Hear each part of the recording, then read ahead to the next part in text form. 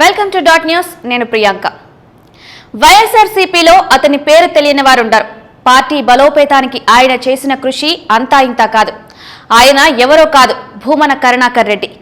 YCP రాష్ట్ర ప్రధాన కార్యదర్శిగా పార్టీ బలోపేతానికి ఎంతో కృషి చేశారు. వైసీపీ తరపున బరిలోకి దిగిన 2 సార్లు విజయం సాధించారు. ప్రస్తుతం ఆయన తిరుమల తిరుపతి దేవస్థానం చైర్మన్ గా పనిచేస్తున్నారు. భూమన కరుణాకర్ రెడ్డి 1958 ఏప్రిల్ 5న కడప జిల్లా ఈదరపల్లెలో జన్మించారు. ఆయన తిరుపతిలోని ఎస్వి యూనివర్సిటీ నుండి BA, MA పూర్తి చేశారు. కరుణాకర్ రెడ్డి బాల్యమంతా కడప జిల్లాలోనే గడిచింది. భూమన కరుణాకర్ రెడ్డి కాంగ్రెస్ పార్టీ ద్వారా రాజకీయ రంగ ప్రవేశం చేశారు. ఆయన చిన్నతనం నుంచి అభ్యుదయ భావాలతో పెరిగి ఎన్నో ప్రజా ఉద్యమాలు చేసి జైలుకు వెళ్లారు. అక్కడ వైఎస్ రాజశేఖర్ రెడ్డి జైల్లో పరిచయమైనప్పటి నుంచి వైఎస్ కుటుంబానికి నమ్మిన బంటుగా ఉంటూ వైఎస్ రాజశేఖర్ రెడ్డికి అత్యంత సన్నిహితుడిగా మిగిలారు. వైఎస్ రాజశేఖర్ రెడ్డి ముఖ్యమంత్రి కాకముందు చేపట్టిన పాదయాత్రను ఆయనే దగ్గరుండి పర్యవేక్షించారు. భూమన కరుణాకర్ రెడ్డి 2009లో జరిగిన అసెంబ్లీ ఎన్నికల్లో తిరుపతి నియోజకవర్గం నుండి కాంగ్రెస్ అభ్యర్థిగా పోటీ చేసి తన సమీప ప్రత్యర్థి ప్రజారాజ్యం పార్టీ అభ్యర్థి చిరంజీవి చేతిలో ఓడిపోయారు. వైఎస్ రాజశేఖర్ రెడ్డి ముఖ్యమంత్రి అయిన తర్వాత 2004 నుండి 2006 వరకు తిరుపతి అర్బన్ డెవలప్మెంట్ చైర్మన్ గా నియమితుడై 2006 నుండి 2008 వరకు టీటీడీ చైర్మన్ గా పనిచేశారు. వైఎస్ రాజశేఖర్ రెడ్డి మరణానంతరం కాంగ్రెస్ పార్టీకి రాజీనామా చేసి 2011లో వైసీపీలో చేరి తిరుపతి నియోజకవర్గం నుండి 2012లో జరిగిన ఉప ఎన్నికల్లో వైసీపీ అభ్యర్థిగా పోటీ చేసి గెలిచి తొలిసారి ఎమ్మెల్యేగా అసెంబ్లీకి ఎన్నికయ్యారు.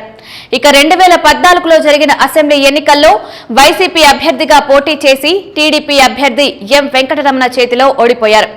ఇక 2019లో జరిగిన అసెంబ్లీ ఎన్నికల్లో వైసీపీ అభ్యర్థిగా పోటీ చేసి టీడీపీ అభ్యర్థి మన్నూరు సుగుణపై 708 ఓట్లతో గెలిచి రెండోసారి ఎమ్మెల్యేగా అసెంబ్లీకి ఎన్నికయ్యారు. ఇక 2021లో టీటీడీ పాలక మండలి ప్రత్యేక ఆహ్వానితుడిగా నియమితుడయ్యారు. ఇక భూమన కరుణాకర్ రెడ్డిని 2023 ఆగస్టు 5న టీటీడీ చైర్మన్ గా నియమిస్తూ ఆంధ్రప్రదేశ్ ప్రభుత్వం ఉత్తర్వులు జారీ చేసింది. టీటీడీ చైర్మన్ గా నియమితులైన భూమన కరుణాకర్ రెడ్డి అన్యమతస్థుడని అప్పట్లో ప్రతిపక్షాలు ప్రచారం చేశాయి.